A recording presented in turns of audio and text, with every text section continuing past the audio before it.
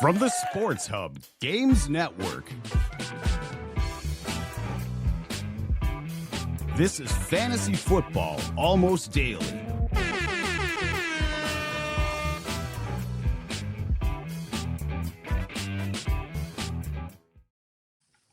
Hey everybody, it's Matt Harrison, and this is Fantasy Football Almost Daily, and it's our first ever Fantasy Friday show. With me today, longtime veteran of KFAN's Fantasy Football Weekly, who he pulled out of retirement.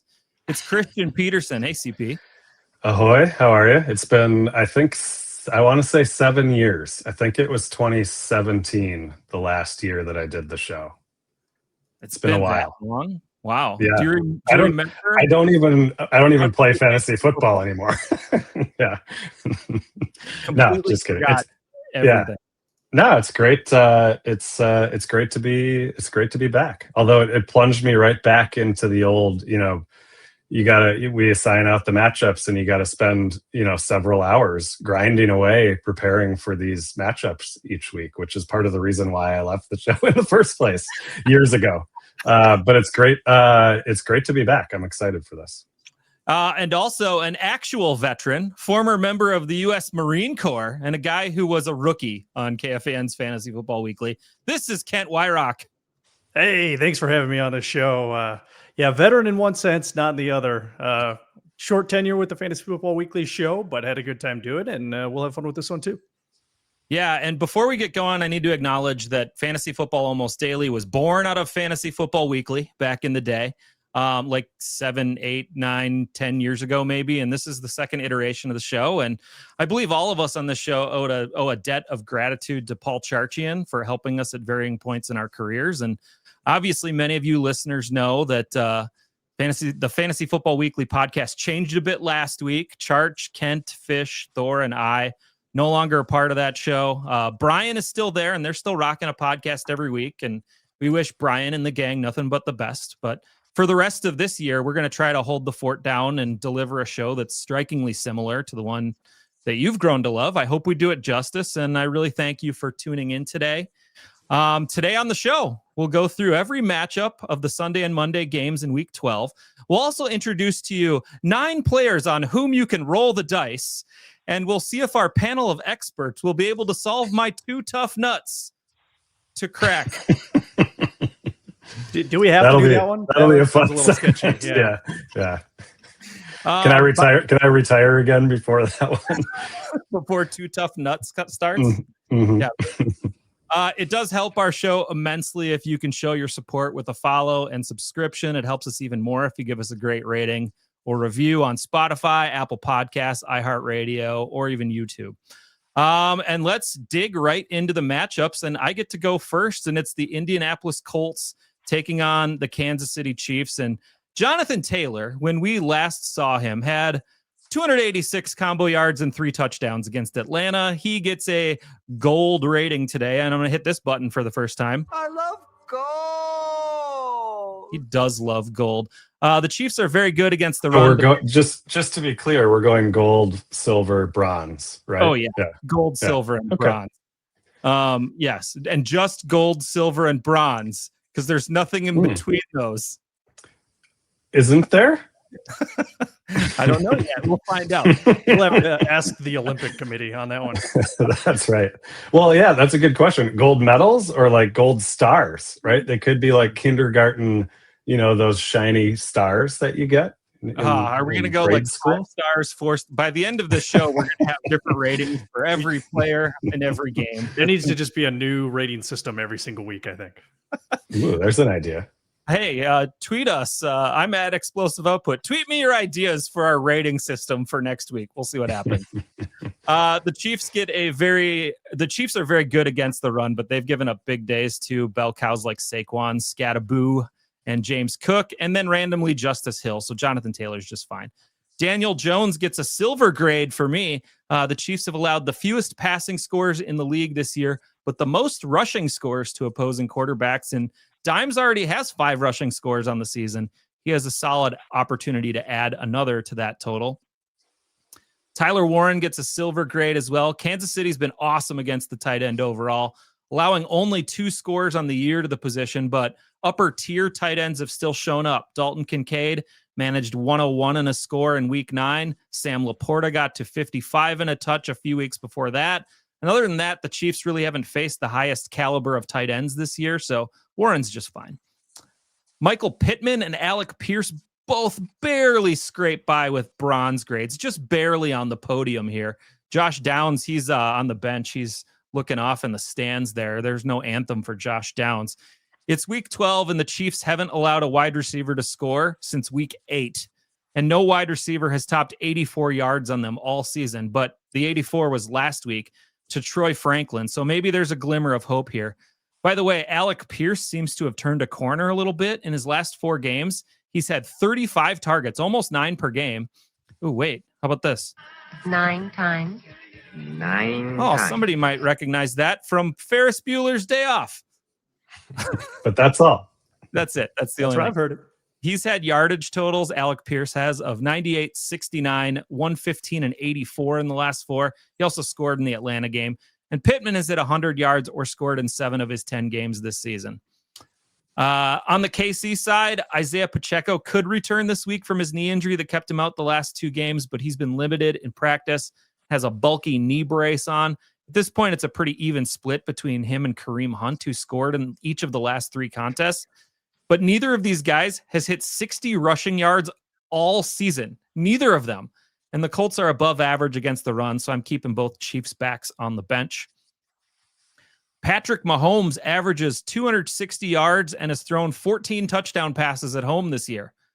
On the road, almost the same for yardage, but only 4 touchdown passes on the road. So he's way happier in Arrowhead. The Chiefs are basically in must-win territory the rest of the way, and he's at home this week. The Colts haven't seen a lot of top-end quarterbacks this year, but the couple they have, Stafford went for 375 and 3, and the Air Bear went for 420 and 3. So Patrick Mahomes is a golden boy. So is his favorite target, Rashee Rice, also a golden boy. He runs over half of his routes from the slot, so he avoids Sauce Gardner for the most part. He's averaging 9 targets per game, and I don't want to play that sounder again, but he scored thrice in 4 times in 4 games this season. Keenan Allen ran a lot of slot routes, and he managed 11 for 119 and a score a few weeks ago. And of course, Puka. Poop can be very funny. We think we're very funny. Nobody else does. Puka pasted the slot earlier in the season against these Colts to the tune of 13 for 170 and a score. Xavier Worthy, I'm going to throw a bronze grade on. He's been limited in practice this week with an ankle injury, and since Rice returned, his opportunities are drying up. He hasn't scored in the 4 games since Rice returned and only managed to get to 50 yards once in that 4-game span, and it's honestly closer to a bench grade for Worthy. But Travis Kelce, I'm going to throw a silver grade at. He may be in the midst of a mini resurgence here. In the last 3 weeks, he's scored twice, had 99, 66, and 91 yards. Last week against Denver, he was targeted 13 times and caught 9 of them. The Colts have allowed the third most receiving yards to tight ends this season. So I got to fire up Travis Kelce a little bit. Give him some props where they are due. All right, we'll continue with the matchups. It's time for the border battle between the Vikings and the Packers. And CP, which JJ do you like better in this game, McCarthy or Jefferson?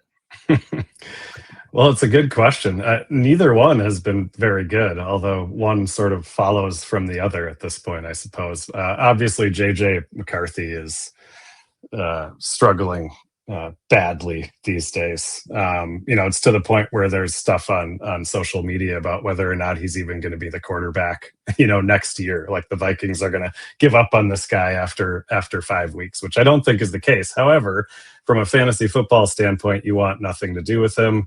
He can't hit the broadside of a barn right now. And the Packers are the 6th best defense against opposing quarterbacks. They've only let 2 passers exceed 225 yards through the air all season. So McCarthy is certainly, he's not anywhere near the podium. I thought about giving him the badge of shame We have a badge of shame on this show. Well, it seems like we need something for the people that don't get a medal, right?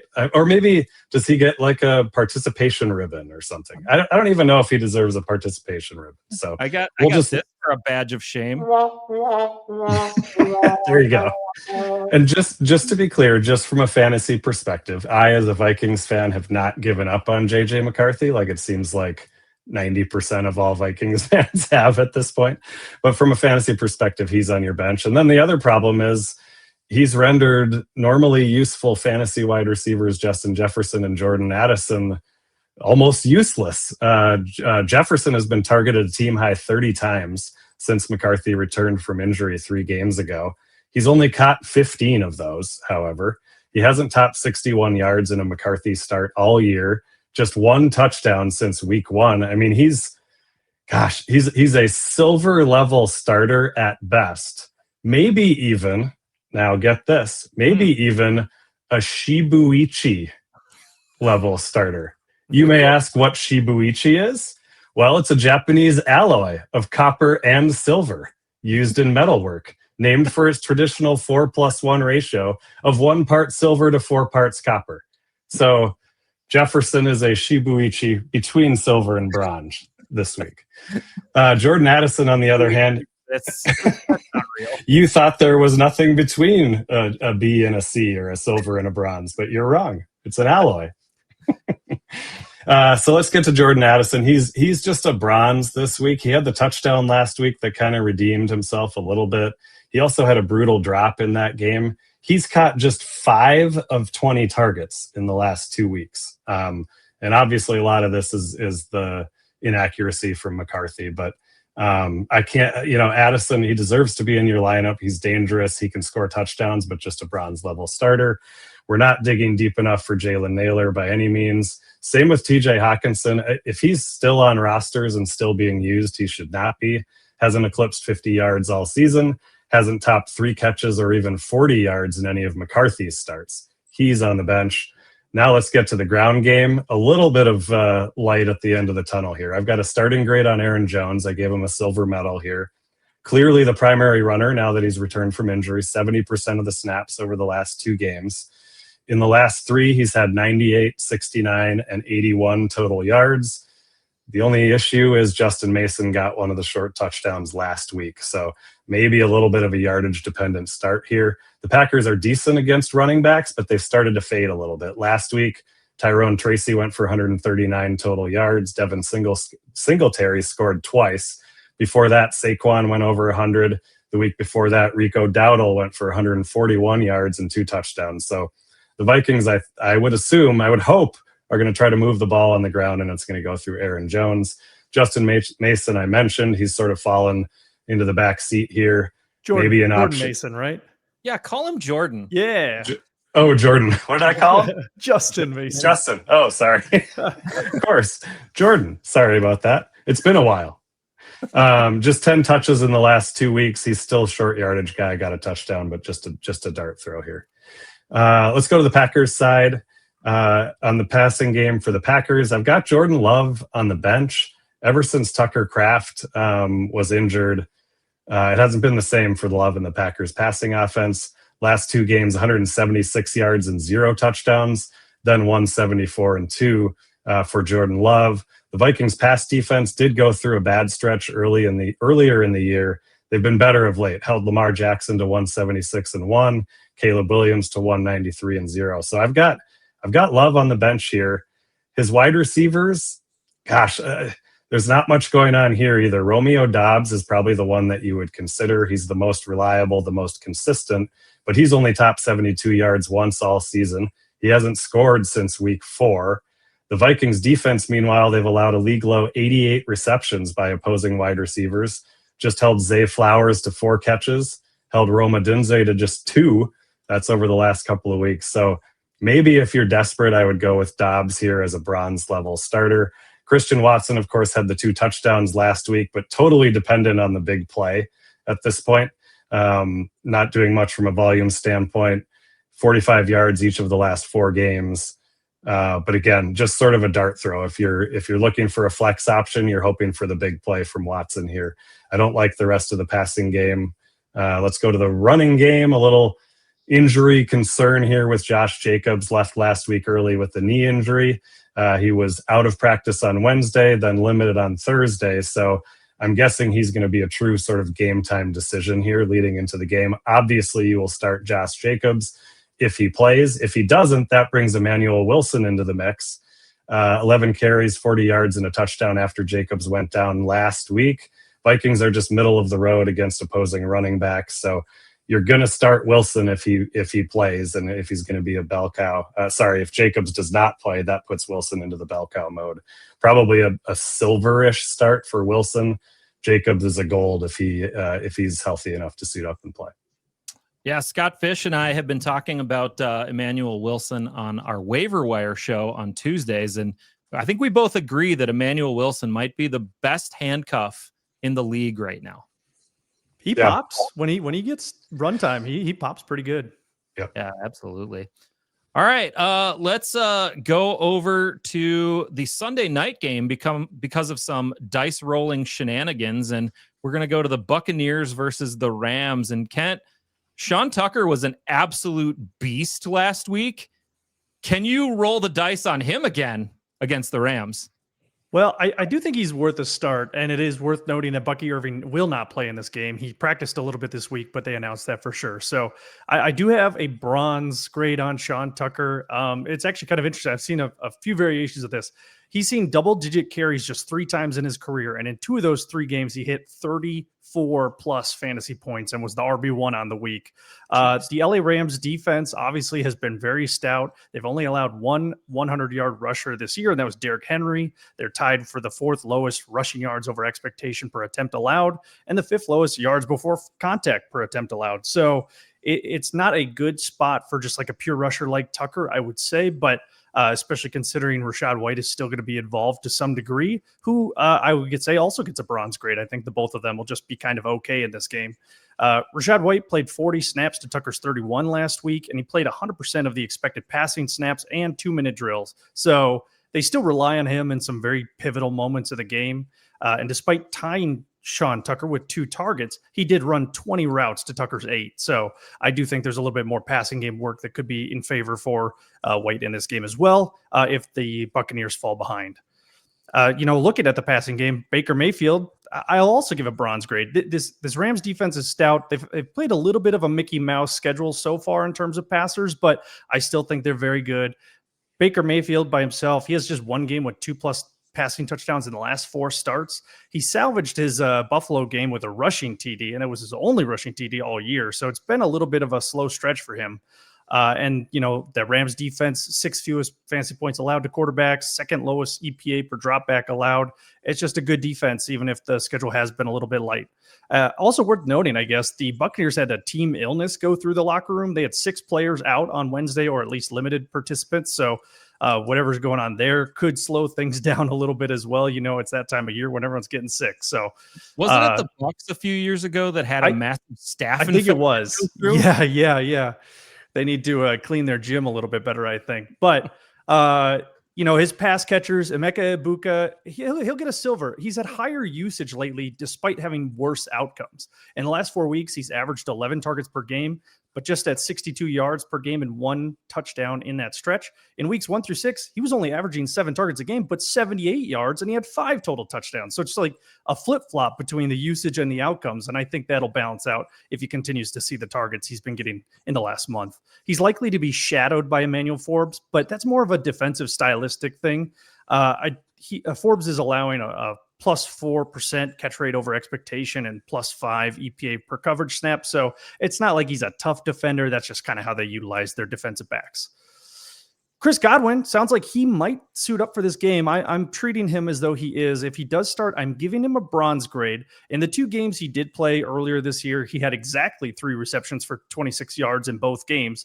And that was in 77 or more % of snaps played. So it's not like he had the excuse of leaving a game early. This was full slate for Chris Godwin in those games. The Rams lost their good slot cornerback, Quentin Lake, and in his stead is Josh Wallace, who is a 2024 undrafted free agent with only 76 slot coverage snaps to his name. So, if Godwin suits up and he's playing 60+% of his snaps from the slot, he could have a good matchup here. And I think just the idea of having 2 wide receivers healthy for this Bucs offense is something that they've needed for a while.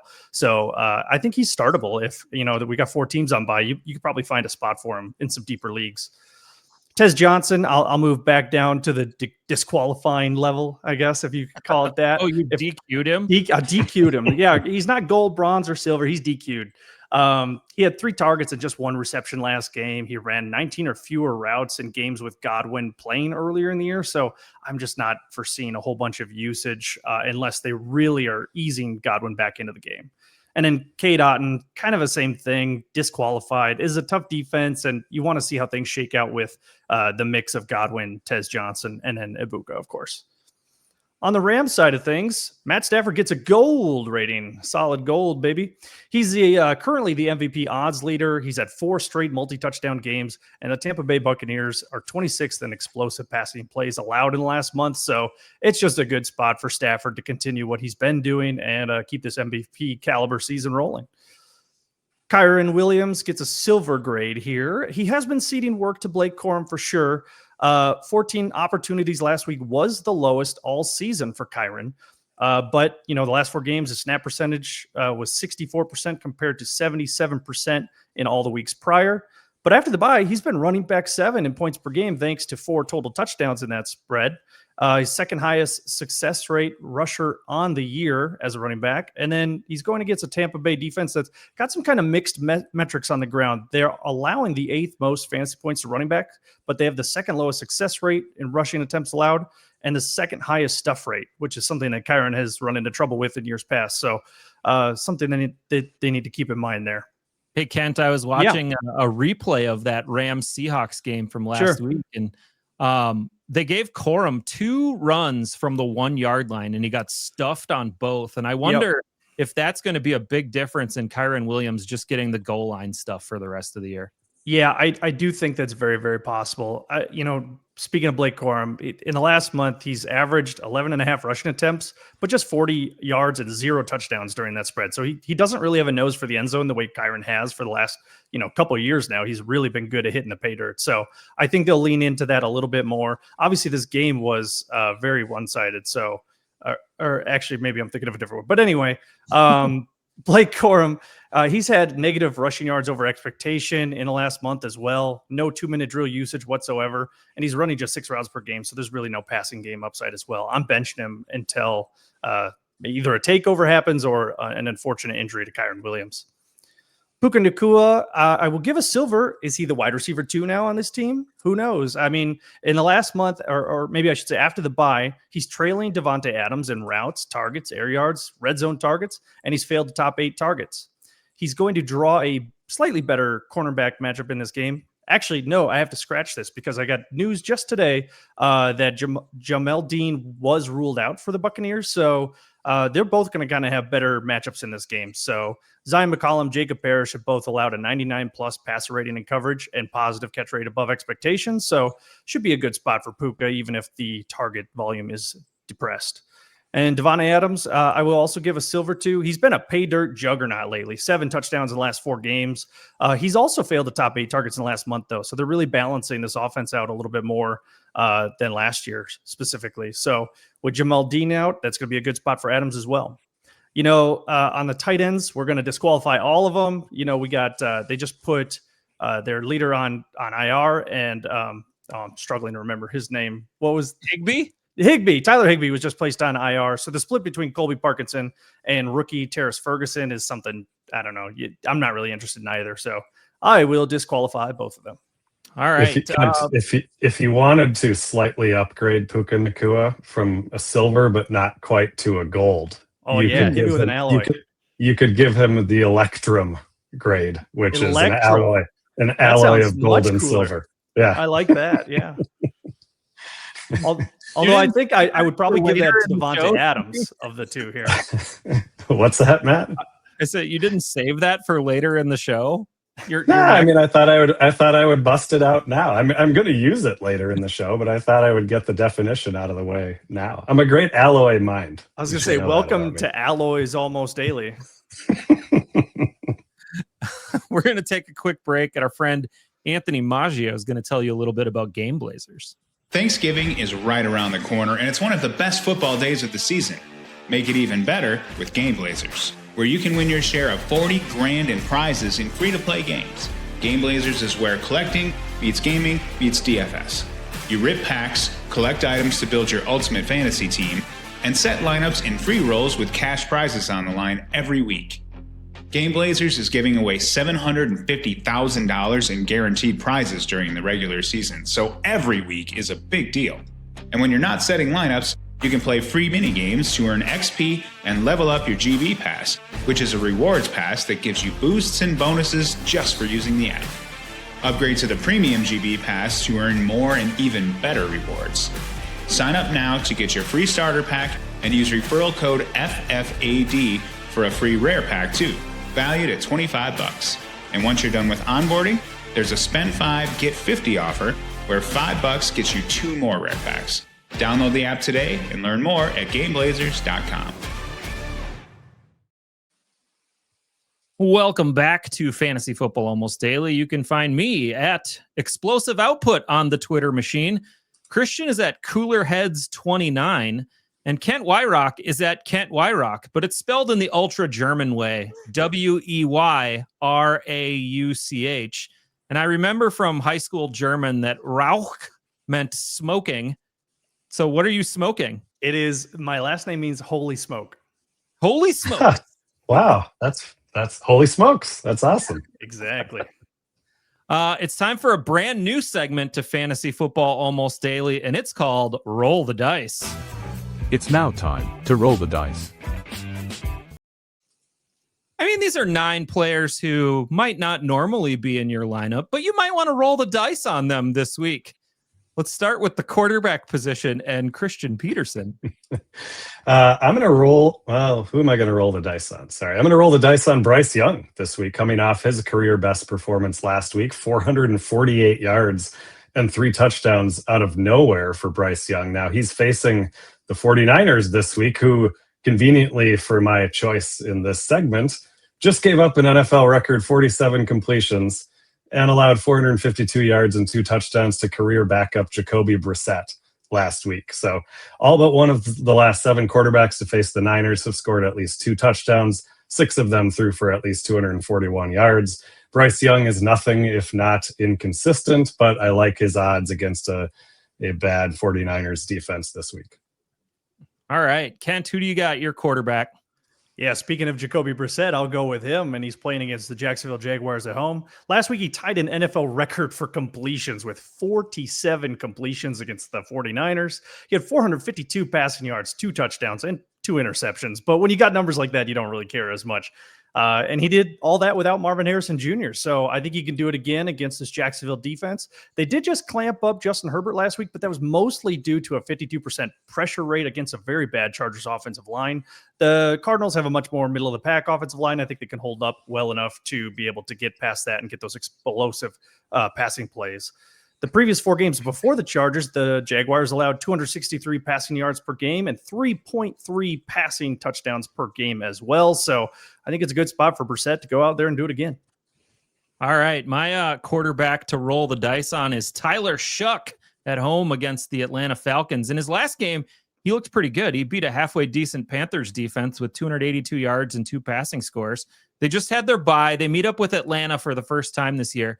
And the Falcons had one of the best pass defenses in the league through October. From weeks 1 through 7, they allowed 155 passing yards per game and just over 1 passing score per game. But it's gone really bad in the last few weeks. From weeks 8 to 11, they allowed 205 and 4 touchdowns to Tua, 259 and 2 to Drake May, 255 and 1 to Danny Dimes with an extra 53 rushing yards. And oh, by the way, that Bryce Young guy we mentioned, they gave up 448 and 3 to Bryce Young last week. That was a guy they held to 121 yards in their week 3 meeting. So a delta of 320 yards between Bryce Young's first meeting and second meeting. Tyler Shuck Let's go. Shuck it deep. That's what we say. Let's go to the running back position. CP, who you got? Yeah, let's go with Kenneth Gainwell here against the Bears this week. Of course, the starter Jalen Warren for the Steelers left last week's game with an ankle injury. He didn't practice Wednesday. He did return on a limited basis on Thursday, so probably going to be looking like a game time decision here. If Warren doesn't play, I really like Gainwell. Gainwell, of course, last week went off for 125 total yards, 2 receiving scores, one of which happened before Warren even left that game. And so there's still a little bit of value. Even if Warren suits up here, maybe he doesn't get the full complement of snaps. Gainwell has proven that he can step in and play when necessary, and he's also the receiving back. So if you're in a PPR league, he's going to be the safety valve for likely starting quarterback Mason Rudolph against a Bears defense that allowed 53 receiving yards to Devin Singletary in week 10 and 75 receiving yards to Chase Brown in week 9. So Gainwell's an easy start if Warren is out. Even if Warren plays, I think there's still a little bit of value here. All right, Kent, who do you got at the running back position? Yeah, weirdly enough, I'm going to go with David Montgomery, a name that I don't think normally deserves to belong here, but he's been really tough this year so far. He's finished as a running back 24 better in just 4 games this year, so it's worth mentioning. He's going against a New York Giants rush defense that is absolutely horrendous. They're allowing the most explosive rushing plays on the season out of any team. 1 out of every 10 rushing plays goes for 15 yards against them. And in the last month, it's 1 out of every 6 rushing plays. It's truly porous. So they're also allowing the most EPA per rush in the league, and they're 37% higher than the second ranked team, the Cincinnati Bengals, who's also bad. So that's just a sign of how bad the New York Giants rush defense is. Monty averages 13 rushing attempts per game in wins, which I do think this will likely be a win for the Lions. So it's compared to 8 rush attempts in losses. So I think this is a good spot for him to get back into form. All right, my running back is Zach Charbonnet. He's at Tennessee this week, and touch totals were pretty close between Charbonnet and Ken Walker. Walker led the way 19-13, but the week before it was 15-14. But it's Charbonnet in the red zone. He's had 29 red zone touches this year to Walker's 25, and in the last 2 weeks it's 7-4. That's why Charbonnet has more touchdowns. It's 6-4 on the season. The Titans have given up the 3rd most total touchdowns to opposing running backs with 14 this year. I think Charbonnet gets at least into the end zone 1 time in this one. All right, let's go to the receiver position. CP, who you got? Yeah, I'm going to roll with Greg Dortch here. Dortch was one of the several beneficiaries of Jacoby Brissett's bonanza last week. Dortch had 6 catches on 6 targets, 66 yards. A lot of 6s there. I don't really love that, but and a touchdown last week. Kent sort of mentioned most of what needs to be talked about with the matchup here, but against the Jaguars, they're one of the league's foremost pass funnel matchups. Opposing teams pass on them 64% of the time. That's the 2nd highest rate in the NFL. Both of these teams' defense stinks, so I think this is going to turn into a shootout. The Cardinals gave up 41 points and 44 points in the last 2 weeks. The Jaguars, before somehow holding the Chargers to 6 points last week, in the 3 weeks before that, they were giving up an average of almost 35 points per game. So I think this is going to be a shootout here. If you didn't get Michael Wilson off the waiver wire, Michael Wilson is probably like a top 15, top 20 wide receiver this week. I think Dortch is a decent consolation prize. Dortch on the porch of a good game. All right, Kent. The human Dortch. He was denied a bank loan, I heard. Kent, who you got? All right, I'm going to go with Andre Yoshivas versus the New England Patriots. Thank you for the sounder on that one. Sounds like it's going to be a toss-up between Joe Burrow and Flacco. I think Burrow is considered questionable for this game. He has practiced this week. And Jamar Chase, Spitty McGee, he's suspended for 1 game. So this is an opportunity for Yoshivas to step up and play against another pass funnel defense in the Patriots. In the last 2 games with Chase and Higgins playing, Yoshivas had 11 total targets and 88 receiving yards and a touchdown. So he's been doing just fine in a tertiary role, looking to step up a little bit. Last year, he had 6 touchdowns on just 61 targets. So he's got a nose for the end zone as well. Last year when Higgins was out, he played 88% of snaps in that game. He had 4+ targets in 4 of 5 games and 3 total touchdowns in that span. That New England pass funnel defense, they're 21st in explosive passing plays allowed, and they allowed the second most touchdowns to opposing wide receivers. So a good spot for Yoshivas to come in here with whoever's at quarterback and score a touchdown. All right, I've got Gunnar Helm, the Titans tight end against the Seahawks. Helm has seen his snap share increase steadily over the last few weeks. He was up to 64% last week as he fights Chig Okonkwo for playing time. But Helm led in targets and receptions over Okonkwo last week. And Seattle, they have a very good team right now. Their defense is pretty legit. There's probably going to be a lot of garbage time here for the Titans, but it's still impossible to hit wide receivers against the Seahawks. They've allowed the second fewest yards to wide receivers. So the path to pass is the tight end, where they've allowed the 7th most receiving yards to that position and the 3rd most receptions. So I think Gunnar Helm is a guy you can get off the waiver wire right now and plug into your lineup. All right, we're going to dive back into the matchups, and we're going to go to the New York Giants taking on the Detroit Lions. Jackson Dart looks like he's trending toward playing, still technically in the concussion protocol, but he's practicing. His rushing is what's kept him in lineups, but it's also given him traumatic brain injuries. He's scored on the ground in each of his last 5 games, and he's topped 50 rushing yards in 5 of his 7 starts. And he's only topped 250 passing yards once. Now, the Lions give up the 11th fewest passing yards per game, but they've seen the 3rd most quarterback rushing attempts per game. So this matchup is perfect for Dart if he's healthy and not concussed. But are they going to let Dart go back to running the ball? If they do, this sets up nicely.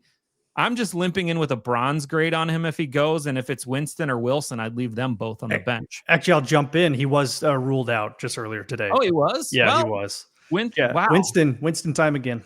Yuck. Winston, he's on the bench. Forget all I said about that. Wasting time. It was good analysis, though. It was good stuff, yeah. Yeah. Wan'Dale Robinson is the only wide receiver you can start. He was pretty decent last week with Winston at the helm. He's almost all slot duties where he gets the best matchup against Lions backup cornerback Arthur Mollet, whatever you call it. 80% of the balls thrown at Mollett have been caught this season. And Wan'Dale's had at least 9 targets in 4 of his last 5. I know a lot of people picked up Isaiah Hodgins, but don't do that. And Darius Slayton could be back this week as well.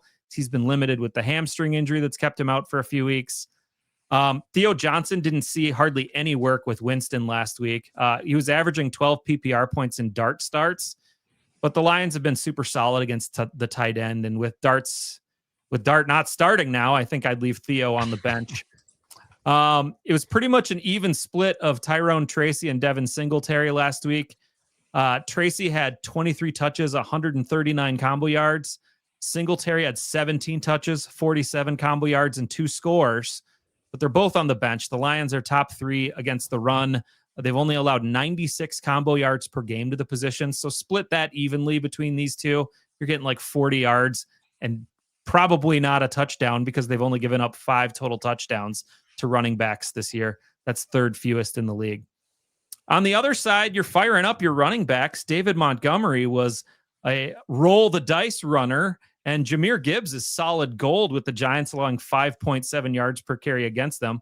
Kent highlighted it. They're just the worst run defense in the league. Amon-Ra St. Brown and Jamison Williams, I have both gold grades on both of them this week. Dan Campbell took over play calling duties 2 weeks ago, and this is a very small sample size. But in the 8 games without Campbell calling plays, Williams was averaging 4.5 targets, 2 catches, 44 yards per game. He was averaging 9.3 PPR points per game. In the last 2 weeks, he's averaging 21.8 PPR points per game. That's a solid 13-point step up almost. The Giants secondary has been a mess with injury, and they're allowing the 3rd most receptions and 4th most yards to opposing wide receivers. Jared Goff gets a bounce back here. I obviously like his receivers. He looked rattled against the Eagles last week. Still managed 255 and a score, though. He's thrown multiple touchdown passes in 4 of 6. Don't think too hard about this. Goff is a gold. And Brock Wright, he's the last guy I'll mention. I don't have a starting grade on him, but he did see 7 targets last week. And it's possible that they just roll all of the Sam Laporta targets for the rest of the season, because it sounds like Laporta's done for the year. The Lions have a super soft tight end schedule to end the season as well, so keep that in mind. I think Brock Wright is a guy to stash at the end of your bench if you need some tight end help right now. All right, we're going to switch over to the Jets and Ravens. The lowly Jets head south to take on Baltimore, and Tyrod Taylor getting the nod at starting quarterback for the Jets. Yeah, I mean, I don't think that really changes anything for the Jets in this matchup. Game for Tyrod maybe Taylor. It's a revenge game, and like maybe he's marginally better than Justin Fields, but like not at passing the ball, but not from a fantasy perspective. With Justin Fields, at least you had the allure of the rushing game and the rushing touchdowns. So I've got Taylor on the bench. The Ravens' pass defense has struggled early on, but they've really come on in recent weeks. They're the second best pass defense in the NFL against opposing quarterbacks over the last 5. So I've got Taylor on the bench. I don't even know the names of the wide receivers. They're all on the bench. In the last couple of weeks, they combined. I do know the names, by the way, but all Jets wide receivers combined for 57 receiving yards last week. The week before that, 7 yards to the wide receivers. They're all on the bench. Tight end Mason Taylor, maybe the only one you would potentially think about here, but he's scored just once all year. Hasn't topped 34 yards since week 5. So there's just no reason to reach for anybody in the Jets passing game. Breece Hall, I'll give him a starting grade. Let's give him a silver. I don't feel great about it, but he's basically all the Jets are going to have to try to keep themselves above water. He'll be a focal point against Baltimore, who are just average against the run. They allow over 4.6 yards per carry to opposing backs. They've allowed 11 running back touchdowns in 10 games. So Hall can be in your lineup. On the other side of this matchup, you've got all sorts of starters, although Lamar Jackson hasn't been his usual dominant self really all year, but specifically in the last couple of weeks. He was held to 176 yards and 1 passing touchdown by the Vikings, then 193 and 0 by Cleveland. He has just 1 rushing touchdown all year. So it feels like it's got to be a get-right situation here against the Jets, who obviously got rid of Sauce Gardner and Quinnen Williams a couple weeks ago. So the Jets haven't been awful since they gutted their defense, but you're obviously not putting Lamar Jackson on your bench. Receiver, I've got a starting grade on Zay Flowers, just a silver here. He has between 63 and 78 yards in 7 of his last 9 games. He too hasn't scored since week 1, so it's not exactly a no-brainer here. The Jets did give up 6 catches, 78 yards, and a touchdown to Jerry Jeudy in their first game without Sauce Gardner. Then Stephon Diggs had 9 catches for 105 yards last week. So there's room for Flowers to be in your lineup here. I'm going to bench the rest of the wide receivers. Rashad Bateman hasn't been practicing all week, likely won't play. You're not going to dig deep for DeAndre Hopkins, who hasn't caught more than 2 passes all year long. Tight end Mark Andrews is in your lineup. Not really involved from a high volume standpoint. He hasn't topped 3 catches or 34 yards since week 4, but he has 4 touchdowns in his last 3 games, including the impressive fake tush push rushing touchdown last week. That was fun. I liked seeing that. Yeah, play. that was pretty cool play to see. So Andrews is in maybe a little bit of a touchdown dependent play, but he's in your lineup as well. As is Derrick Henry. I gave him a gold medal start. He should be a good spot for him coming off 100 yards and a touchdown last week against the Browns. The Jets are a bottom 10 run defense, and they didn't really totally collapse after trading away Quinnen Williams, but they did just give up 3 touchdowns to Travion Henderson last week, 3 touchdowns to the Bengals a couple of weeks before that. So Henry is an easy start here too. All right. Quick and painless. Start Ravens, bench Jets for the most part. Yeah, I wouldn't say painless. It was pretty painful to go over the Jets part of that matchup. Well, there might be some pain involved here between the Steelers and the Bears. And the Steelers head to the Windy City, where Aaron Rodgers has owned the Bears. He might be a partial owner of the team, but his left wrist has been dinged up. Is he playing coy, and is he going to play, or is it Mason Rudolph? He's listed as questionable. I'm treating it as though Mason Rudolph is going to play. The way Rodgers was holding that wrist last week just didn't look promising for being able to take snaps under center or anything like that, or definitely not shotgun. So I'm treating it as though Mason Rudolph's starting, and I'm going to not even give him a grade. Disqualified. He's out. He looked okay instead of Rodgers last week, but it was against the Cincinnati defense. So you got the caveat there. The Steelers offense has just been broken. In the last month, they're 28th overall in EPA per dropback and 23rd in rush EPA per play. This Bears defense was kind of rough to start the year, but they've been quietly getting a little bit better in the middle. They're up to 18th in EPA per dropback allowed on the season, so that they've been sneaking up a little bit in recent weeks. So and Mason Rudolph doesn't rush enough to have any kind of intrigue. We talked a little bit already about the running back situation here. Jalen Warren, if he does play, I'll give him a bronze grade. He actually did play 3 games with Mason Rudolph in 2023. And in that stretch, he averaged 10 rushing attempts, 5 targets, 67 scrimmage yards per game. That was with Najee Harris involved a little bit as well. So he did see 4+ receptions in every single one of those games. So you might have some dump off upside. And if he does miss this game, like he said, Kenneth Gainwell is a silver start for me. And he was Chris's roll the dice player. DK Metcalf, bronze grade. It's just getting untenable at this point. He only has 3 top 12 weekly finishes on the year, and he has 0 wide receiver 13 to 24 finishes, meaning he's either great or totally invisible. And this is looking like probably an invisible week unless we see some weird Mason Rudolph explosion. He hasn't topped 55 receiving yards since week 6. The Bears are 29th in explosive passing plays allowed in the last month, so that'd be the one reason that I'm not putting him on the bench. But their best cornerback, Deshaun White, does play majority left side of the field, and that's where DK likes to line up 49% of his routes, so it might be a little bit tougher sledding for him. And don't start any tight ends in this carousel of tight ends that Arthur Smith is doling out on the Steelers offense. You never know which one's going to get targets or touchdowns, so bench all of them. On the Chicago side of things, Caleb Williams, I was in between bronze and silver. What was that alloy that we had for bronze and silver? Oh, Shibuichi, of course. Shibuichi, how could I forget? I'd probably go with something like that. He's been QB6 in points per game over the last month, rushing 41.5 yards per game. But this year, he's only had 3 games all year with 2+ passing touchdowns, and just one of those in his last 7 games. So I don't know if that's like a sustainable style for him. This offense has looked a little bit better. And his Pittsburgh defense, oh, there we go. Nice spell. Okay. That's right. His Pittsburgh defense is 9th in passing success rate over the last month. So it's a little bit of a stouter defense too. So I'm downgrading him a little bit. The running backs in this room, we got a little bit of a toss-up, but DeAndre Swift basically went back to where he left off before injury in the last 2 weeks. 17 rushing attempts, 4.5 targets per game, 94 scrimmage yards per game, except he hasn't had the touchdowns. It's been mostly Kyle Monangai. He's got 2 touchdowns to Swift's 0, but Swift does have 5 red zone attempts to Monangai's 3. So I think that could even out a little bit. I'll still give Swift the silver here.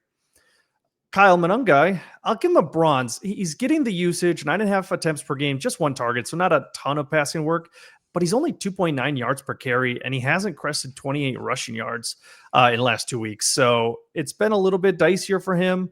The red zone usage is nice, but it's really touchdown or bust with him. He's fun when he gets going, but he hasn't done it consistently yet. Rome Odunze, pass catchers for this Chicago team. I'll give him a silver. He's coming off 6 target game, but he only had 2 receptions for 41 yards. In the last 2 weeks, which is when they had essentially all their wide receivers active, he's had 81% of routes, 26% target share, 43% air yard share. So he's got some good peripheral numbers. But the Steelers allow the third most fantasy points to wide receivers, but he will be seeing Joey Porter Jr., their best cornerback, in coverage for the most part. And he allows a 53 passer rating as the nearest defender. So he's been really sharp this year. Might be a little bit tough for Rome Odunze. Between Luther Burden and DJ Moore, I have no idea. I'm just disqualifying both of them. It's like one of them could pop off in this game, and we're not really sure which. They're cannibalizing each other's targets. Neither has had more than 5 in the last 2 weeks. The matchup, I guess you could say Luther Burden gets to see Darius Slay, who's been a little bit rougher. He's got 105 passer rating allowed. So if you have to pick one, it's him.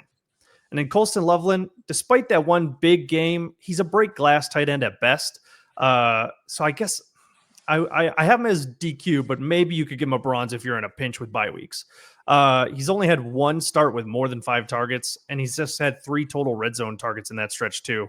The Steelers have allowed the 6th most fantasy points to tight ends, though, so that's what makes him kind of available if you need him. Cole That's it for the Kmet had Steelers. actually more targets last week too, which Yeah, is that's true. Kmet is back. We're back into that mix again. That's What a good bummer. point.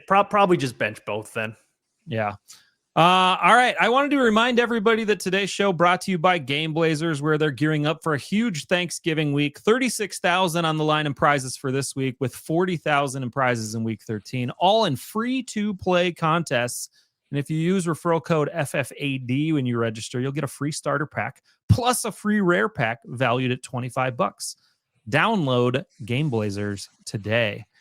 Sam Darnold and the Seahawks have their cowboy hats packed as they head to the Music City to take on the Titans. And Zach Charbonnet was my roll the dice player, and Kenneth Walker gets a gold grade for much of the same reasons. I will note that he seems healthier than he has been all year.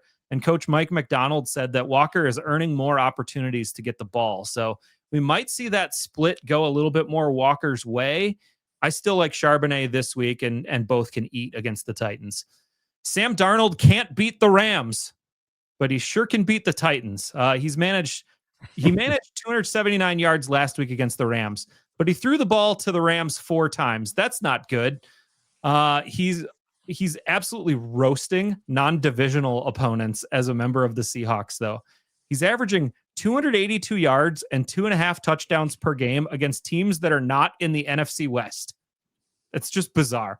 Yeah, it's weird.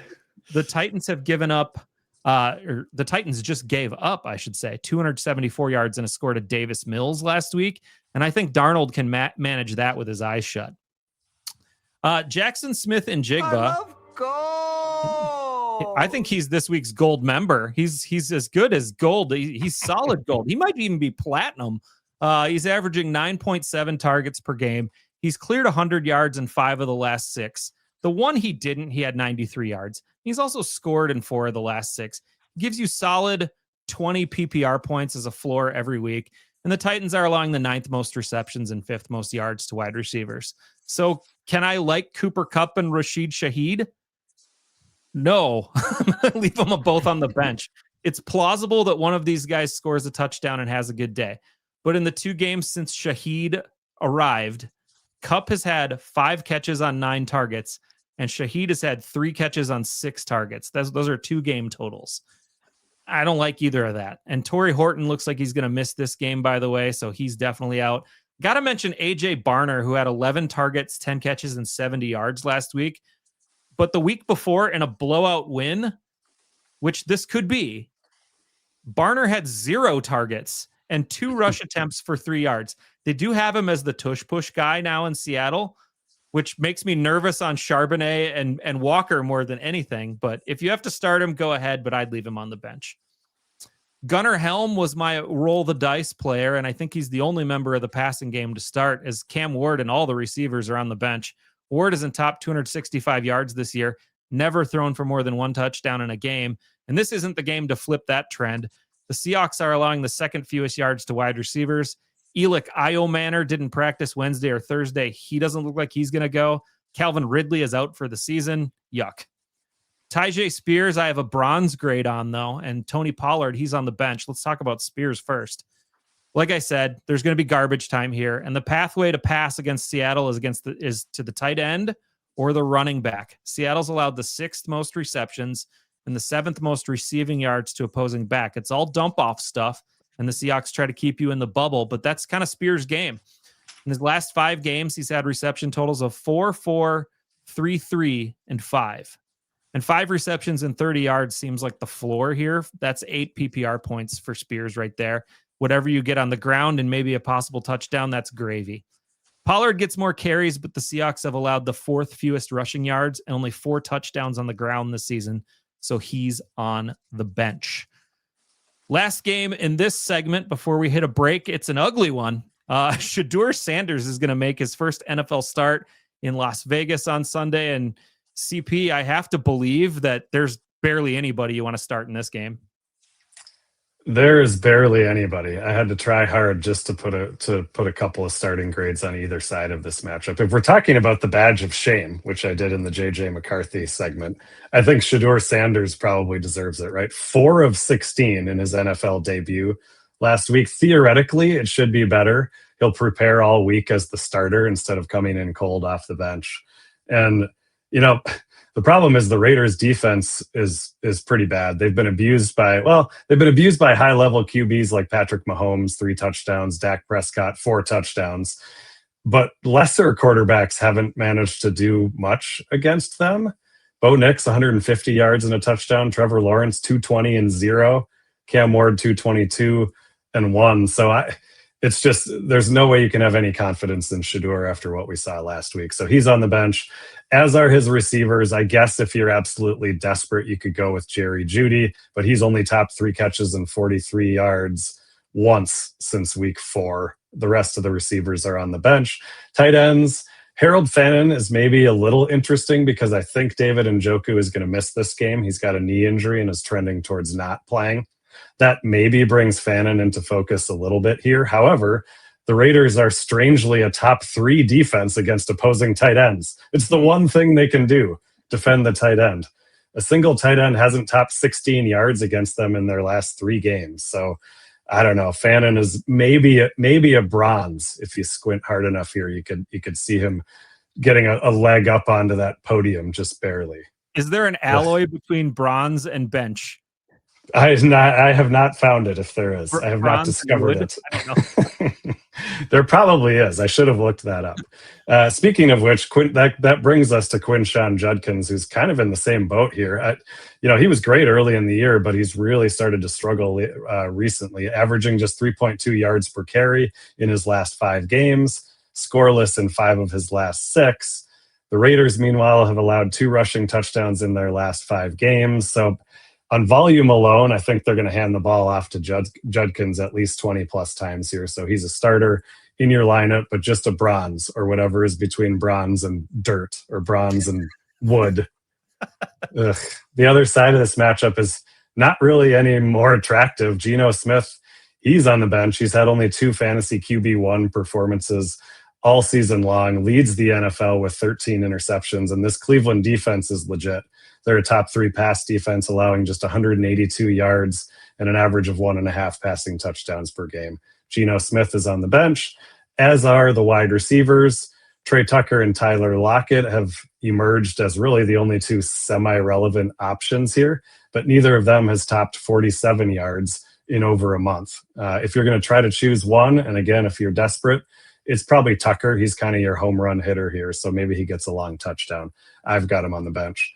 Brock Bowers is a no-brainer starter every single week. He's all the Raiders have going in the passing game. He's going to get a ton of targets, obviously in your lineup as a golden boy. He's the tight end golden boy here. And that brings us to Ashton Genty. Inexplicably gets just 6 handoffs last week. He did salvage something in PPR leagues with 6 receptions in that game, but the Vegas offensive line is just awful. They're just giving no room at all for Genty to run here. And Cleveland has a good defense. Only 3 teams have allowed fewer fantasy points to opposing running backs this season. Only 2 running backs have scored against them since week 5. So Genty gets the bronze. He got again, whatever is between bronze and nothing and the void. That's what Genty gets. Antimatter. Yes, there you go. That's it. Let's move on. Let's wipe our hands of that ridiculous matchup. Yeah. Well, I can tell you probably don't want to spend much money on the Browns or the Raiders in DFS. So Maj is going to tell you about Fanball here for a little bit. If you're bringing 5-figure bags to the party each week, Fanball probably isn't for you. If you're gunning for a spot on the Roto Grinders top 50 DFS rankings, Fanball probably isn't for you either. So who is Fanball for? Fanball is DFS built for fans who have a life outside of sports but still enjoy a good sweat. And at Fanball, you can still 20, 50, or even 100x your entry fee. Every week of the NFL season has 3 feature tournaments. The Peacock is the headliner with $1K to first and just $20 to play. For another contest that slaps, try the High Five with $400 to first and just $5 to enter. And of course, there's Buck Hunter, where $1 gives you a shot at the $100 top prize. And if you want a little more on the line, you can find up to $100 NFL double-ups and $50 winner-take-alls. So register today at Fanball to get in on the fun and use promo code ALMOST for an up to $20 deposit match. Ooh. Now it's time for a segment. It's brand new to Fantasy Football Almost Daily.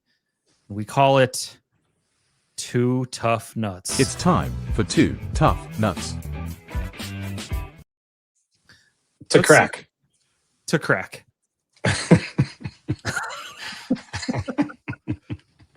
Let's see if my co-hosts can solve my two tough nuts to crack. There's still too much of a delay in there. Yeah, I need you to tighten that up, please. Yeah. Oh, Almost intentional, I would say. we do a lot of almosts here on this show. All right. Dynasty trade deadlines are either coming up this week or very soon for most dynasty leagues. So my first tough nut is, who is the one player in Dynasty that you'd most like to acquire right now because his value is going to skyrocket in 2026? Let's start with Kent. Yeah, I'm going to go with Bashal Tootin here. He really hasn't been used extensively by this Jacksonville team, so you might still be able to get somewhat of a discount on him. Maybe from someone who's trying to compete a little bit more this year, you can move some veteran pieces. But Travis Etienne's a free agent this offseason. We've seen the juice from Tootin. It's just a matter of getting him more opportunities. Juice? Yeah, Tootin juice in the nut section. Yeah. So, I think he's in a good spot. He's had 2 touchdowns the last 3 weeks, 74 yards this last week, too. I mean, he's looking good when he gets his opportunities, and I think there's more on the way. CP, can you solve my first?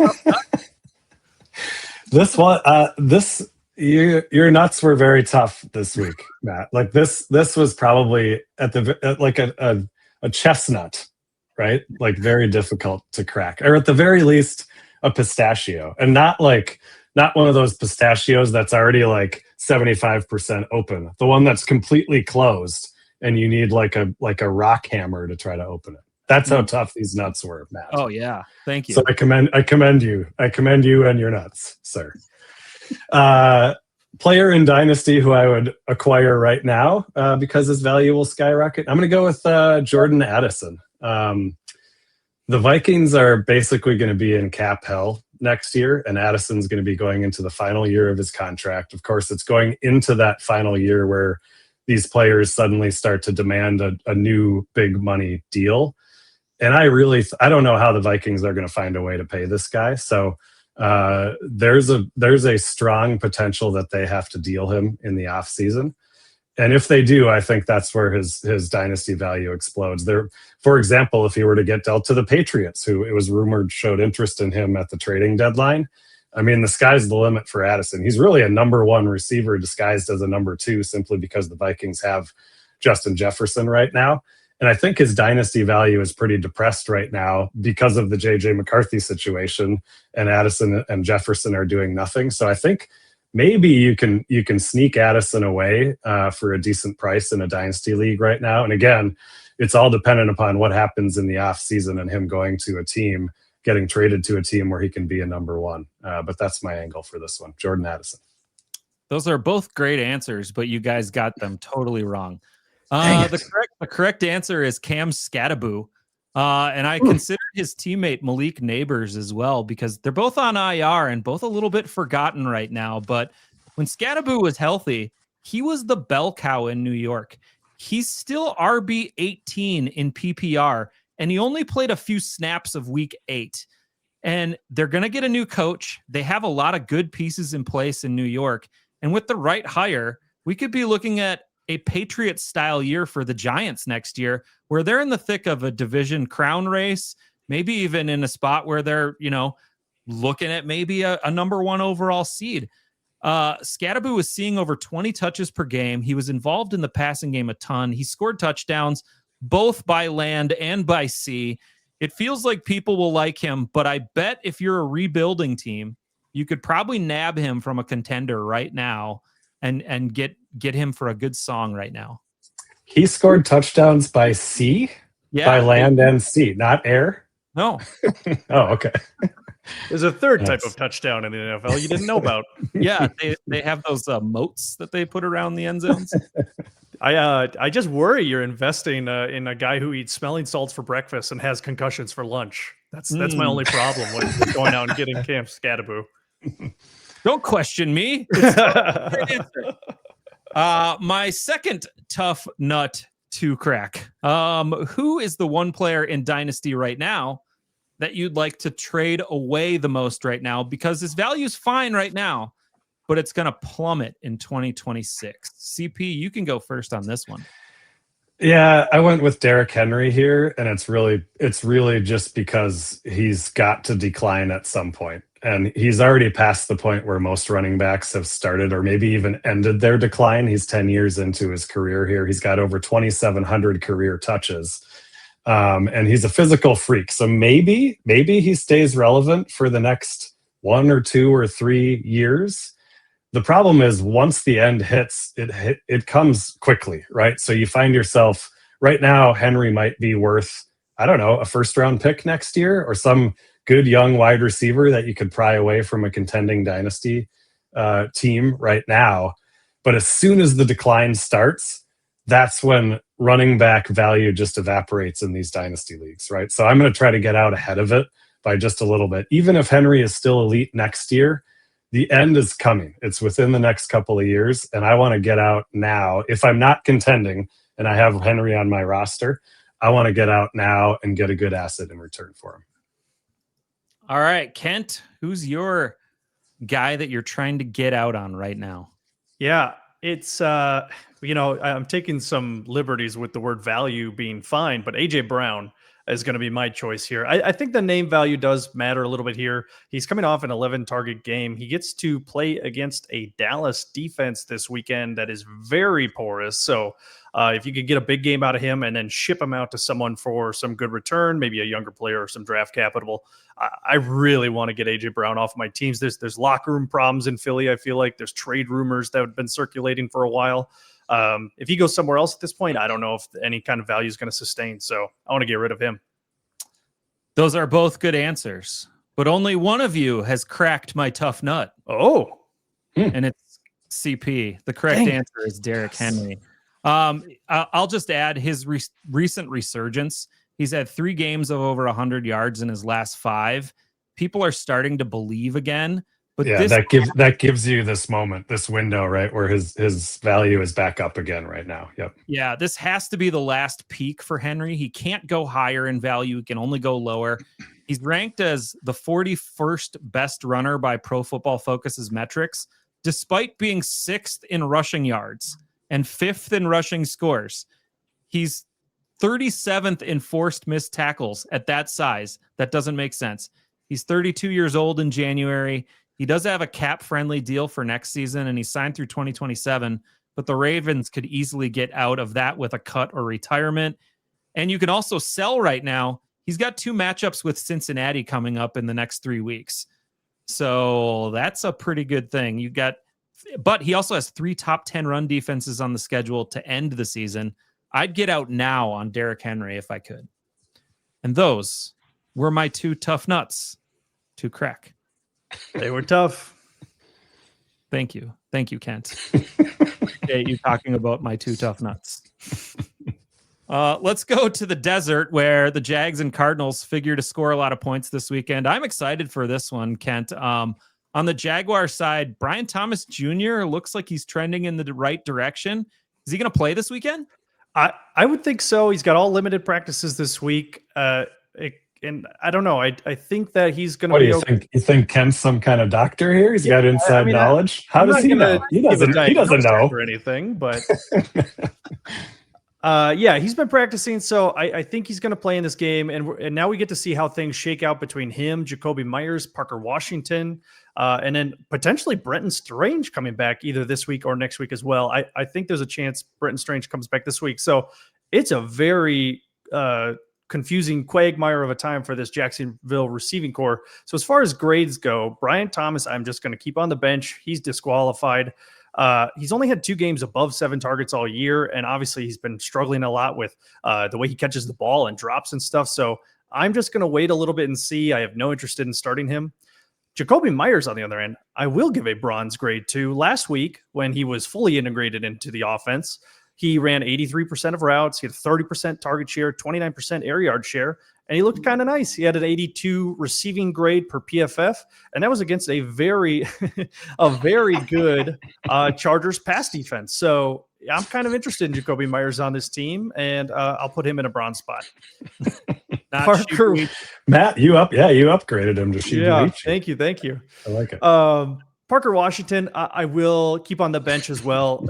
Last 2 weeks, he's caught 5 of 9 total targets for just 55 yards. He did have a touchdown, which salvaged one day, but the volume has kind of dropped off in the last couple of weeks compared to prior to that. So we're just going to sit him down on the bench. And then if Brenton Strange does play, again, we're watching these targets shake out. So keep him on the bench too, and we'll keep a tab on him. He should be rostered, though. Definitely, if you have a spot, get Brenton Strange at the back of your squad and stash him for later. Because of all this uncertainty, Trevor Lawrence also is on the bench. He hasn't thrown a multi-touchdown game since week 6, and he's thrown a pick in each of his last three games, where he's averaging 177 passing yards per game. It's been pretty rough for him. He's had 3 rushing touchdowns, which have been nice, but they're tough to rely on. And going against this Arizona defense, they've allowed the 7th fewest fantasy points to quarterbacks this year, and the 6th fewest explosive passing plays in the last month. So I just don't have a lot of excitement for this team overall. You're pretty much just keeping tabs on it. The running backs, we talked a little bit about Bashal Tootin. He's questionable. Tootin juice. Yeah, the Tootin juice. He's questionable this week with a ankle injury. So we'll keep him on the bench even if he does play, because Travis Etienne, he gets a silver grade here. He's questionable as well, but I think between the two of them, he's more likely to play with a shoulder injury. After the week 8 bye, he's had 56% of snaps, 53% of the rush attempts, 43% of the routes, and 56% of the inside 5 rushes. So he's still getting really solid usage as a starter. He's got 3 touchdowns in that stretch too. So he's going to be fine. He gets a silver grade. And then, that's going to do it for the Jaguar side of things. Over on the Arizona side, we've already talked about a few of these guys. Jacoby Brissett, he was my roll the dice player, so he's going to get a silver grade in this matchup. Trey Benson sounds like could be back in this game. He's had 2 limited practices so far this week, pending a Friday practice update. He said this year so far, when he did play earlier in the year, he had 5.5 yards per carry, and he was plus 1.8 rushing yards over expectation per attempt in limited action. So when he played, he looked good, and frankly, the rest of this running back room has not looked very good overall. So I expect Trey Benson to just leapfrog whoever is healthy if he does come back into play. But temper your expectations a little bit. The Jacksonville Jaguars have allowed the 10th fewest explosive rushing plays in the last month. So you just get a bronze grade out of him if he does play. And then Bam Knight, he's on the bench, but if Benson doesn't suit up, I'll give him the startable bronze, I guess. It's okay, but DeMarcado is going to be out, and Michael Carter just kind of stinks. So I'll just take Bam Knight on the touchdown potential alone. Michael Wilson, silver grade, maybe even somewhere between Electrum, of course. Yeah. Electrum, of between course. Silver and gold, yeah. Of course.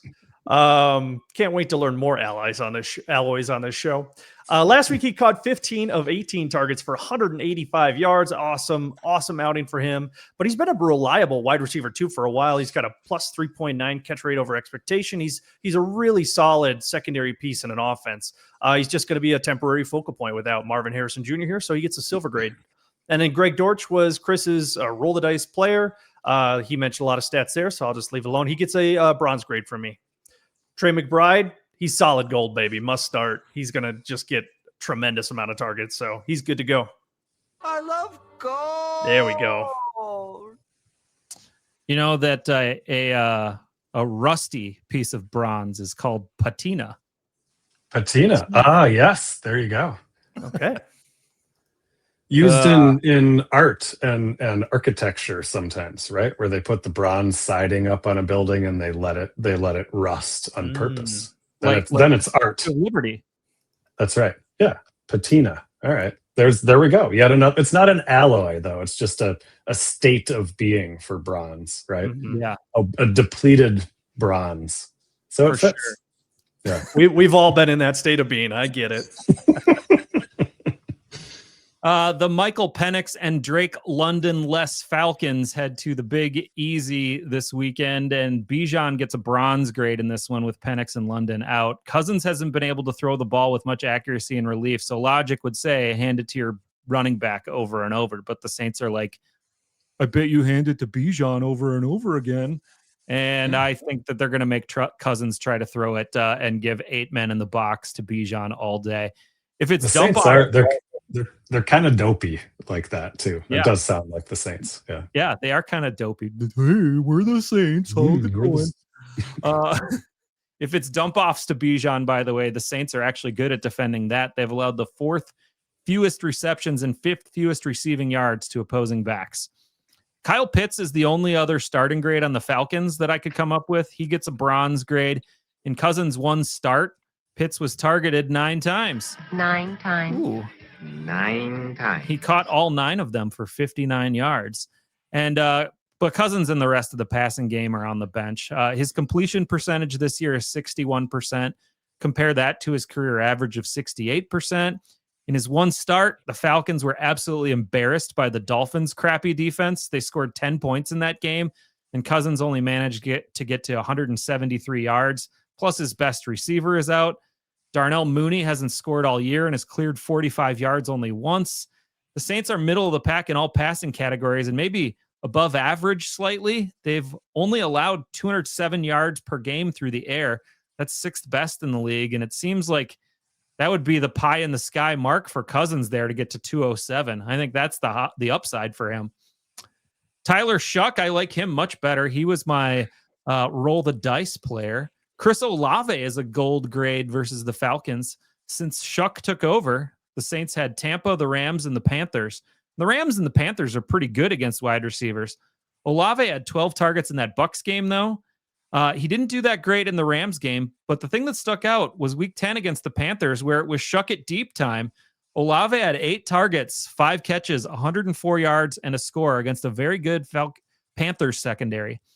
The Falcons I just highlighted in Roll the Dice about their recent struggles against the pass. Since week 8, these wide receivers have topped 12 PPR points. This is a who's who right here. Jalen Waddle, Malik Washington, Demario Douglas, Stephon Diggs, Alec Pierce, Tet McMillan, and Xavier Legette. It's not the best group of wide receivers you've ever heard, so I think Olave can get it done. Juwan Johnson is on the bench, though. The Falcons are stunningly good against tight ends. They've only allowed 1 tight end touchdown all year, and only Tyler Warren has more than 4 catches or 55 yards against them this season. And Alvin Kamara, he was back to full bell cow last week, 25 touches, 115 combo yards, and bell cows have gotten it done against the Falcons. 4 different runners have had at least 20 touches in a game against the Falcons this year. Each of them got to at least 15 PPR points. Jonathan Taylor and Christian McCaffrey had 49 PPR points and 39 PPR points, respectively. So I'll throw a gold grade on Kamara. It might be the best grade he ever gets for the rest of his career. But if you look ahead at the rest of his schedule this year, he's got some really nice matchups coming up. Kamara might be a league winner for you if you can pick him up in a trade right now. The Eagles and Cowboys met way back in the season opener, and it was much closer than we imagined. Since then, the Eagles defense has been on fire, and the Cowboys defense is a dumpster fire. Is this one going to be as one-sided as it seems? Yeah, I mean, probably. This one was a little bit of a tough nut to crack, Matt. Again? I thought, yes, because the Eagles have really been struggling offensively, but the Cowboys are like the perfect antidote for that. However, when you go back to like the week 1 matchup between these two teams, some of the Eagles did not perform well at all. And now the Cowboys defense has gotten marginally better. They added Quinnen Williams at the trade deadline. But then at the same time, the total is 47.5. It's one of the largest totals on the board this week. So you got to figure there's going to be a bunch of points scored here. And generally speaking, I would say, despite the fact that the Eagles' offensive players have struggled, you're starting them all, right? So Jalen Hurts is not going to be on your bench in a tantalizing matchup against the Cowboys, even though he's struggled of late. He's got a gold starting grade to me. Devonta Smith, clearly their number 1 receiver right now over A.J. Brown. Dallas is not good against opposing wide receivers, but Smith was held to 1 catch for 8 yards last week and just 3 catches for 16 yards in the week 1 matchup. So what do? I mean, you obviously start him, but instead of gold, maybe he's just an electrum start for the week. AJ Brown, we know about his struggles, his frustrations. He did kind of bounce back with 7 catches for 49 yards on 11 targets last week. The matchup is obviously right, so let's give him a bronze / Shibuichi starting grade for the week. And then Dallas Goedert as well. He's obviously a starter. He's not getting a ton of volume. He's only scored in 1 of his last 4.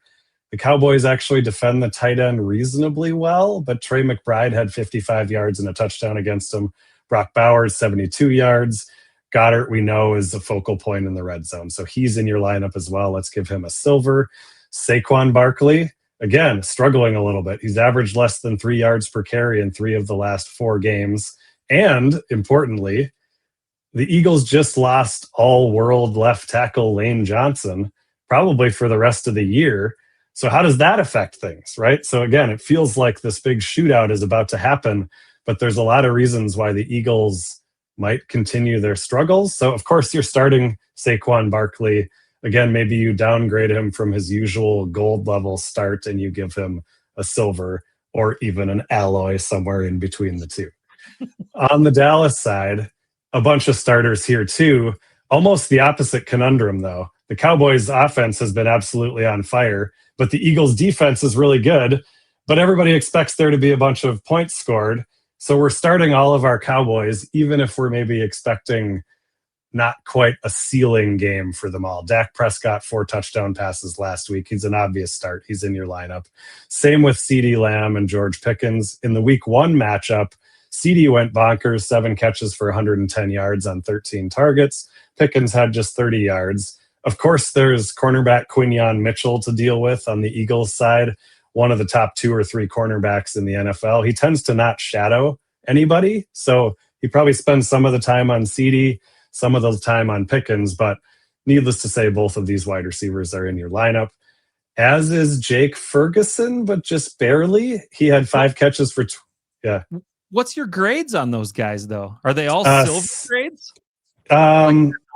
Yeah, silver. I'd give both CeeDee and Pickens silver grades, which is a full level less than you would normally expect, right? Just because of the quality of the defense. Yeah. Right. Let's see. Philadelphia on the tight end side, Jake Ferguson, a tough nut here. Philadelphia has allowed just 1 tight end touchdown all season. None have gone over 61 yards, and only 1 has exceeded 27 yards since week 2. Ferguson has the 7 touchdowns, so again, he's in your lineup, but I gave him only a bronze medal here. Javonte Williams, he's a starter. Let's give him a gold. Let's keep him there, playing over 80% of the Cowboys running back snaps. He's an every week starter, scored twice in the week 1 matchup against the Eagles, so don't overthink that one either. He's an elite level starter here. All right. Weird matchup. Like I easily could have just said start everybody on each side, but like there's reasons to be a little worried about all of them. So it's kind of a bizarre matchup. It's like the silverest of matchups right there. That's right. Yeah. All right. Drake May and the Pats head to Cincy to take on one of the worst defenses in the league. Is it time to just fire up all your Patriots, Kent? Absolutely. Drake May gets a 24 carat, 99.9% purity gold rating in this match. I mean, he's quarterback 3 on the year in terms of points per game. He's in a really good spot. He's had a couple of lower games recently, but just smash him against this Bengals defense. You know, he's going to be throwing the ball to Stephon Diggs. He gets a silver. He had caught 9 of 11 targets last week for 105 yards, granted against the Jets, but 3 weeks prior to that, he has been a little bit slower, 5.7 targets and 33 receiving yards per game, but he scored in each game. So that kind of masked the yardage problems a little bit. He's not quite gold level, but I think he's going to be all right in this matchup for sure. Kayshon Boutte, he's back in the mix. He gets a bronze grade, but it's mostly on the back of if you need a bomb touchdown or a big play broken out by him on the bye week with the receiver problems you might be having. 4 of his 5 touchdowns this year were 25 plus yards, big plays. He's got low target numbers, though. He averages just 3.8 targets per game. So it's not for the weak-willed for sure, but if you want to take a risk, this is a good shot against this Bengals defense. The running back room, now we have a little bit of a controversy here. Ramondre Stevenson is probably going to be back in this game. If he does play, I'll give him a silver matchup because it's a good play against the Bengals. He does have that toe injury, though, so keep an eye on him for sure. Before his injury, he was averaging 56 scrimmage yards per game, 62% of snaps. You guys know how it was going. He was the lead back in this room. He did have those 3 fumbles, though, led to a little bit of people questioning whether or not they wanted to get Henderson in the mix. And I think a new balance is coming. So Travion Henderson, obviously, in the last 3 games, he was running back 3 in points per game, and he averaged 15.7 rushing attempts, 4 targets per game, and 110 scrimmage yards with 5 total touchdowns. He's been electric in the last 2 games for sure. So I think he's earned some more playing time, even with Ramondre Stevenson back. So they both get silver grades if they both suit up. Cincinnati in this last month has the lowest rushing success rate allowed, and they're 29th in explosive rushing plays allowed. So yeah, it's a smash, and you just hope both of them get a good amount of carries, probably 10 plus opportunities for both. By the way, the tight ends don't even bother. Austin Hooper is probably back from concussion this week. Hunter Henry can just stay on the bench. 2 of his last 4 games have had either 1 reception or fewer than 10 yards. So not really a good opportunity for him, even with this matchup. If you're not going to start Hunter Henry now, you can never start him again. You have and that's probably fine. Yeah, he shouldn't be rostered in many leagues, but deeper ones, I'm sure some people are still needing him. But I would say don't even bother. Over on the Cincinnati side of things, well, it sounds like Joe Burrow's potentially going to play. He's listed as questionable for this game. He's had limited participation practices this week. But even if he doesn't play, Flacco is in a good spot too. He averaged 291 yards as a Bengal, 2.4 touchdowns per game. So probably a silver spot for him as well. On the Joe Burrow side of things, he did struggle a little bit early this season, but that was against Jacksonville and Cleveland. They're both tough defenses, and either QB is going to be without Jamar Chase, obviously, in this game. But that New England passing funnel defense, 9th most in passing yards allowed to quarterbacks, they're in a good spot. Chase Brown, he gets a bronze grade. Obviously, we know that this Patriots defense is really solid against the running back. They have still not allowed more than 58 rushing yards to a single running back this season. But Chase Brown has 22 total targets in the last 2 weeks, and he has 14 receptions for 103 receiving yards. So the New England defense, they allow the most receptions to running backs and the 8th most yards to running backs. So if Chase Brown can keep this usage in the passing game going, which with Jamar Chase out seems likely, bronze might even be too low. We might have to go in between the bronze and silver again. And I will not remember the names of these alloys. So Shibuichi, of course. I'll have to write these down and do a little studying for the next show. But so that's a decent spot for him. Obviously, Spitty McGee, Jamar Chase is suspended. He will not be playing in this game. Do not start him. T. Higgins gets a silver rating here. Obviously, having no Jamar Chase here helps. And in the last 2 games, he's averaged 8.5 targets, 5 receptions, and 92 yards per game with 3 total touchdowns. But he will see cornerback Christian Gonzalez in coverage, who is very, very good. He has allowed 0 touchdowns as the nearest defender and a 68.5 passer rating allowed in coverage. So not quite gold for him just because he's going to get a lot of attention from Gonzalez. But Andre Yoshivas, like I said earlier, who's my roll the dice player, he gets a silver grade here. And then Noah Fant, if you had any desire to play him, please do not. Mike Gesicki was activated, so both tight ends will be active, and they're probably just going to share the load, and not much opportunity for them there. So they're on the bench. All right, final matchup of this Fantasy Friday on Fantasy Football Almost Daily. It's the Panthers and 49ers, and this game is the Yukon Cornelius game of the week. Why? It's rich with gold. Gold! Gold and silver. Silver and gold. Wahoo. That's a pull right there. That is a pull. Yeah. Man, I love Yukon Cornelius. That's like, he's my guy, man. Kent, you could probably, with that beard, you could probably put a stocking cap on, dress up like Yukon a little bit. Like, got to curl out my mustache a little bit more, I think. But all right. We're going to start with Rico Dowdle. The Dowdler has just been average the last 2 weeks against seemingly good matchups in the Saints and the Falcons. 63 combo yards and a score in one, 100 combo yards, but no scores in the other. I'm still giving Dowdle a silver grade here. The Niners are pretty good against running backs, but they have given up the 2nd most receptions in the league to running backs this season.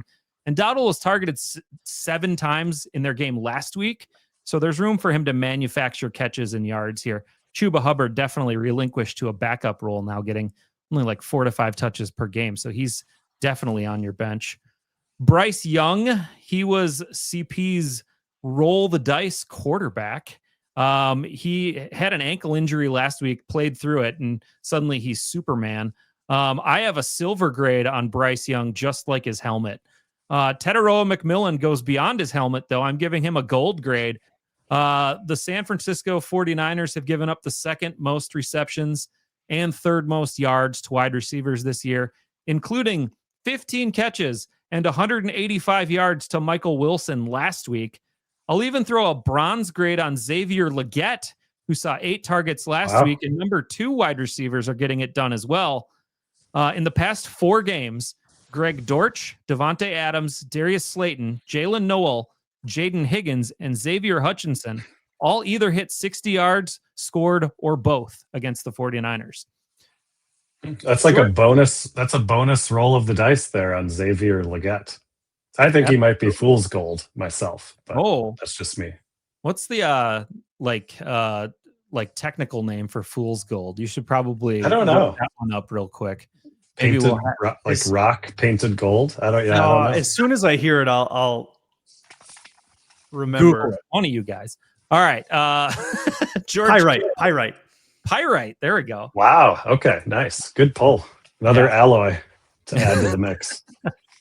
George Kittle is not pyrite. He's definitely not fool's gold. He gets a gold rating here. 6 for 67 and 2 scores last week. 8 for 84 and 1 the week before. It's safe to say Kittle is back, and the Panthers have great corners, but they've allowed the 4th most receiving yards to tight ends this year. Kittle's in a great spot. Did I mention the great corners? Mike Jackson and J.C. Horn have only allowed 5 total scores in their coverage between the 2 of them all year. And opposing wide receivers are only averaging 9.7 receptions per game. I've just got bronze ratings on Ricky Pearsall and Juwan Jennings. I think this has a little bit of shootout potential, so I kept them in starting grades, but it's not a tinge of patina there on both of them. Patina there.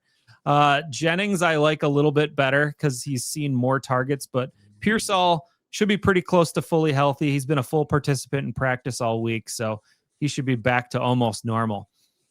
Brock Purdy, I'll throw a silver grade on him. The Panthers are a bit of a bend but don't break defense. They've given up the 11th most passing yards, a lot of that to running backs and tight ends, but they allow the 8th fewest passing scores.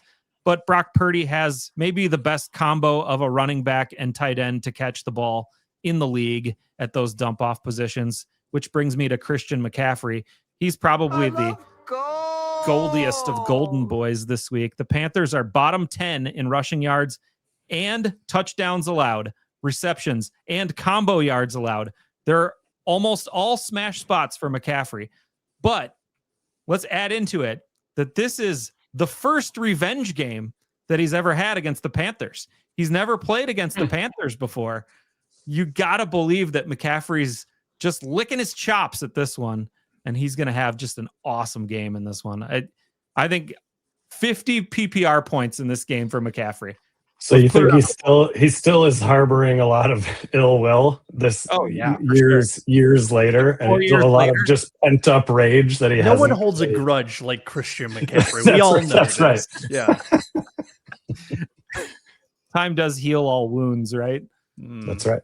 Wise, but not for Christian McCaffrey. Not for McCaffrey. No, he's had this circled on his calendar for like 4 years for sure. A quick reminder on Game Blazers. Try Game Blazers this week to win your share of $36,000 in prizes and free roll games. Sign up with the referral code FFAD for a free starter pack and a free rare pack, and you can learn more at GameBlazers.com. CP, Kent, thank you guys for joining this week. I thought it was fun. It's been nice. Thanks for having me. Yeah. I learned so much about alloys. Honestly, it's been a great show. I know. Yeah. Unexpectedly, we learned a lot about chemistry. Yeah. This was Fantasy Football Alloy Daily, and maybe we'll see you next week. Hope so. We'll see you then. This was Fantasy Football Almost Daily. Please subscribe and give us a 5-star rating wherever you listen to podcasts.